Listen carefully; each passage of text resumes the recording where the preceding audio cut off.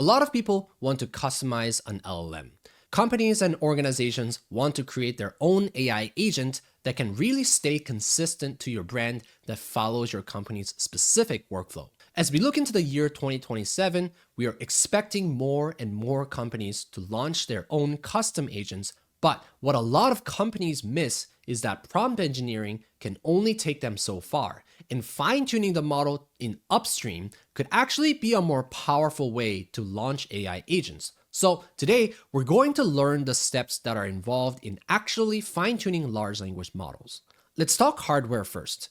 When you fine-tune your own model, the bigger the LLM, the more graphics card you're going to need. If you're going to be fine-tuning a smaller model, for example, that's around 20 to 30 billion parameters, you could foreseeably use consumer-grade hardware. But as the size of the model grows, using neoclouds where you could borrow GPU by the hour could start to make more sense. Now that we talked about the means to fine-tune the model, let's talk about the technique. You might think that fine-tuning a model means changing the model's weights completely, but there are techniques like LoRA or QLoRA that actually changed the game that made all of this viable. Instead of updating every single parameter in the model, LoRA adds a small adapter layer that captures your specific task while keeping the base model frozen. And QLoRA takes this further by compressing the model down to 4-bit precision. With QLoRA, that same 7 billion model now only needs about 8 to 10 gigabytes of memory, meaning you can fine-tune it on consumer RTX 4090 GPU that costs a few $1,000s instead of enterprise hardware that runs into hundreds and thousands. The math breaks down to something like this. A 1 billion parameter model with QLoRA needs less than 1 gigabytes of VRAM. A 7 billion parameter model needs about 5 gigabytes of RAM. Even a massive 70 billion model becomes trainable on a single high-end GPU at around 46 gigabytes. Okay, so you've got the hardware sorted. What about the data? Most successful fine-tuning would need around 500 to 1,000 carefully curated examples, but depending on the case, you might actually get away with a lot less examples than that. One thing to keep in mind is that you're not just dumping data and hoping that it works out, but the formatting of that very data matters a lot.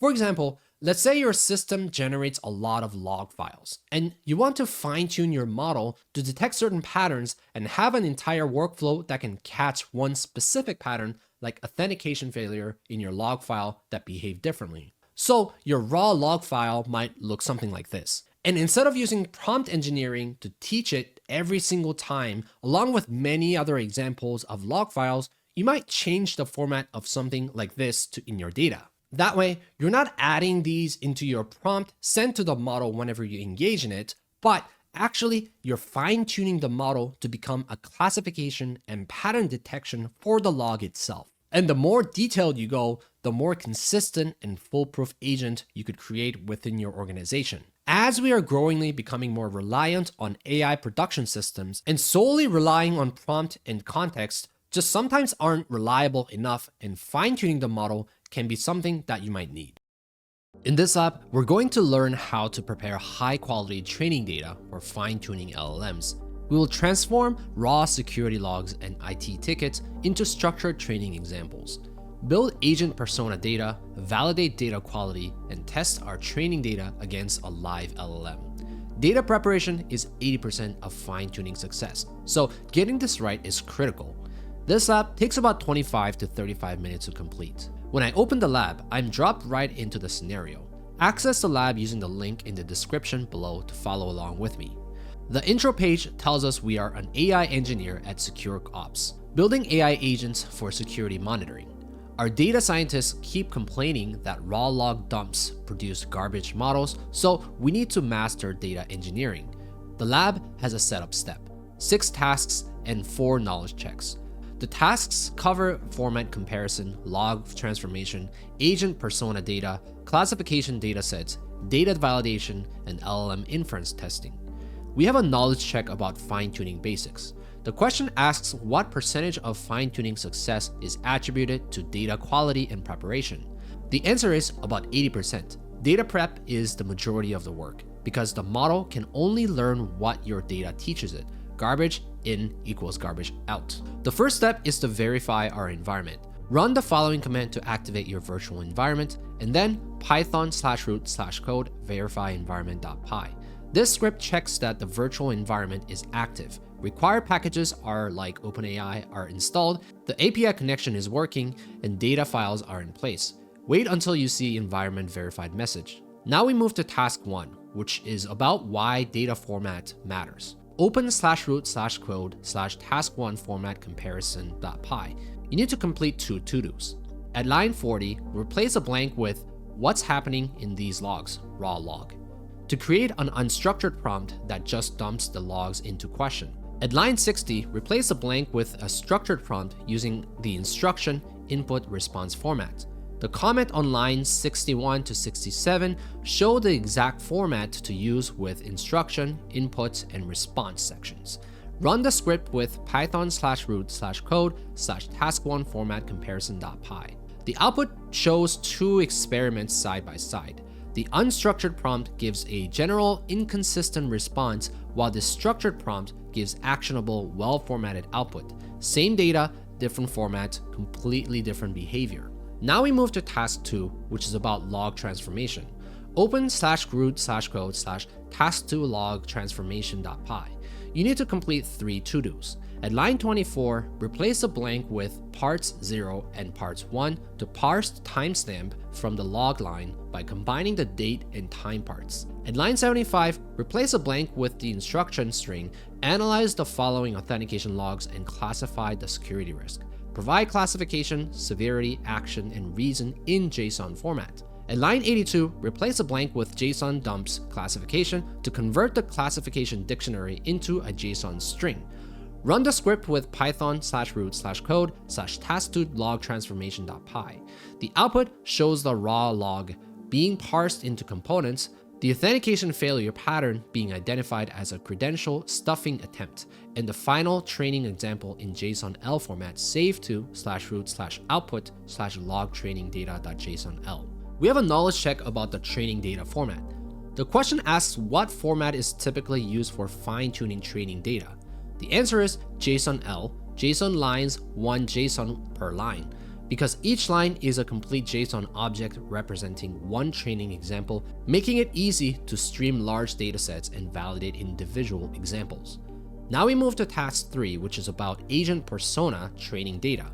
Open/root/code/task3 persona data.py. At line 70, replace a blank with a customer question like do you have any combo deals? At line 74, replace a blank with a JSON formatted response string like response, yes, our combo number 1 includes 2 tacos, chips, and drink for $8.99, category deals. Run the script with python/root/code/task3 persona data.py. The output validates that your response is valid JSON, has the required response and category keys, and saves the training data to /root/output/tacobot training data.jsonl. The key insight is that training data for agents must embed both the persona and the output format. We have a knowledge check about the agent consistency. The question asks why consistent JSON output is important for fine-tuned agents. The answer is it enables reliable parsing and integration with other systems because production agents feed their output into downstream workflows, and consistent JSON means you can reliably parse and extract fields. Now we move to task 4, which is about building a classification dataset. Open/root/code/task4 classification data.py. You need to complete 2 to-dos. At line 93, replace a blank with an IT ticket text like VPN disconnects every 5 minutes. At line 96, replace a blank with JSON dumps category network priority medium team IT support reason VPN connectivity issue. Run the script with python/root/code/task4 classification.py. The output shows a classification summary table with all examples including yours. Save to /root/output/task classification data.jsonl. Classification fine-tuning needs the same instruction across all examples, varied inputs, and a consistent response schema. Now we move to task 5, which is about data quality validation. Open/root/code/task5 validation.py. You need to complete 3 to-dos. At line 36, replace a blank with field not in example or not example field. to check if a required field is missing or empty. At line 55, replace a blank with JSON.loads at response to try parsing the response as JSON. At line 69, replace a blank with length examples less than minimum to check if the example count is below the minimum threshold. Run the script with python/root/code/task5 validation.py. The output shows a validation report checking required fields, JSON format, example count, and duplicates. You will likely see a warning about having too few examples since the recommended minimum is 50 and we only have a handful. Now we move to task 6, which is the capstone. Open /root/code/task6 verify inference.py. You need to complete 2 to-dos.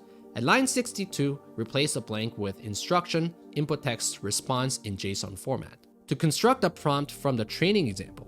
At line 107, replace a blank with JSON loads expected to parse the expected response as JSON for comparison. Run the script with python/root/code/task6 verify inference.py. The output tests 3 examples against the LLM and shows an alignment score. If the LLM naturally produces output with similar structure to your training data, it means your data format is aligned with how the model thinks, which means fine-tuning will be efficient. We have a final knowledge check about training example count. The question asks how many training examples are typically needed for effective fine-tuning. The answer is 500 to 1,000 examples because quality matters more than quantity, and 500 good examples beat 5,000 bad examples. Before wrapping up, I want to highlight a few things. Data format is everything. The same raw data produces completely different model behavior depending on how you structure it. JSONL with instruction, input, response is the standard format for fine-tuning training data. Always validate your data before spending money on training.